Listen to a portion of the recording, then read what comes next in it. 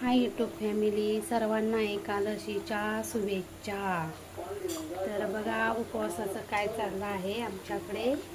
साबुदाणा वडा बघा. उपवास असल्या सर्वांना खिचडी फराळाचं तर लागतं, फक्त आपलं म्हणायला उपवास आहे का नाही. फराळाचं तर खावंच लागतं.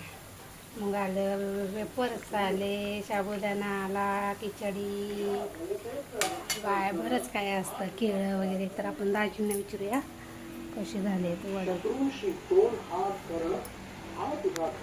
कसे झाले तू? छान झालेत ना. बघा दाजींकडं कसे झाले दाजी वडे. छान झालेत ना. दाजी खात्यात तसे त्याच्यामुळं छान झाले आहेत म्हणून. तर या खायला सर्वांनी साबुदाणा वडा.